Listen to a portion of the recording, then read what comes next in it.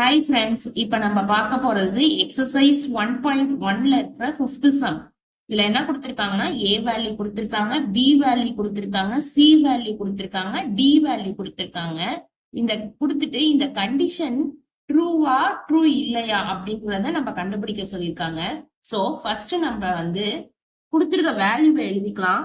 A equal to 1, 2, 3, b equal to 4, 5, 6, C equal to 3, 4, and D equal to 1, 3, 5. So, first நம்ம எப்பொழுதும் போல left hand side எடுத்துக்கலாம். அப்புறம் right hand side எடுத்துட்டு ரெண்டு ஈக்குவல் இல்லையான்னு சொல்லி நம்ம கண்டுபிடிக்கலாம். So, first left hand side எடுத்துக்கலாம்.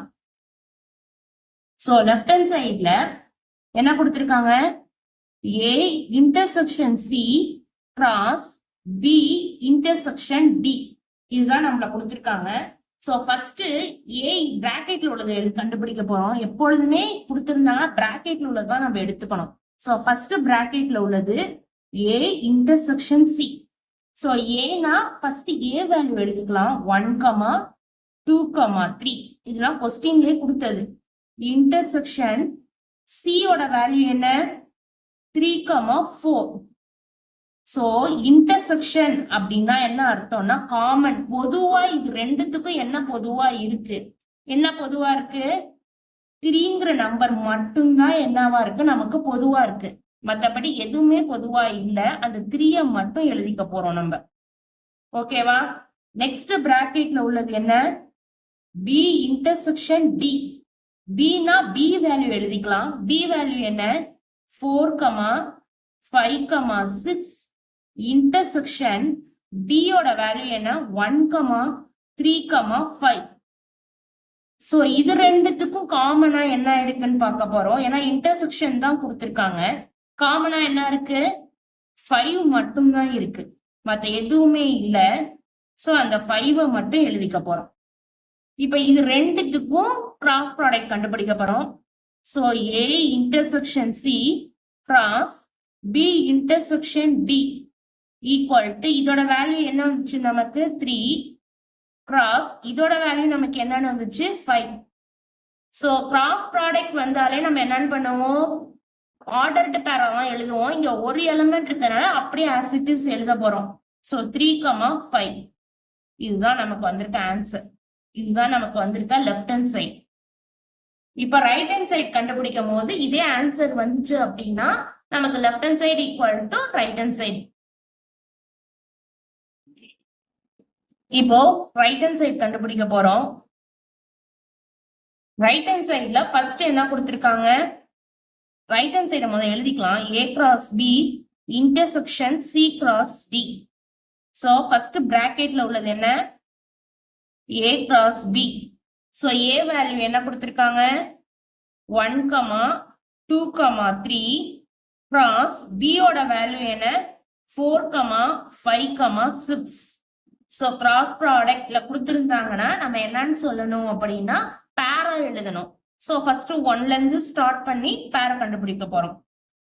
சோ 1, 4, 1, 5, 1, 6. நெக்ஸ்ட் ஸ்டார்ட் பண்றோம். 2, 4, 2, 5, 2, 6. Next 3, 4, 3, 5, 3, 6. அவ்வளவுதான். Next C cross D. C cross D னா என்ன பண்ணுவோம்? C வேல்யூவை ஃபர்ஸ்ட் எழுதுவோம். சோ C வேல்யூ என்ன first?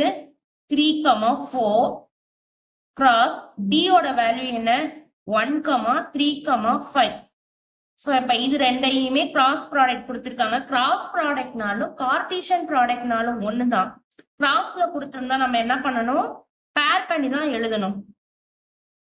So 3, 1, 3, 3, 3, 5.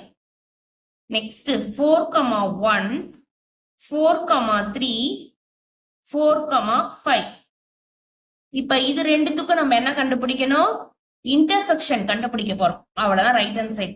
So A cross B intersection C cross D equal to, இப்ப வந்து first value நம்ம அதோட values எழுதிக்கலாம். 1,4, 1,5, 1,6, 2,4, 2,5, 2,6, 3,4, 3,5, 3,6 intersect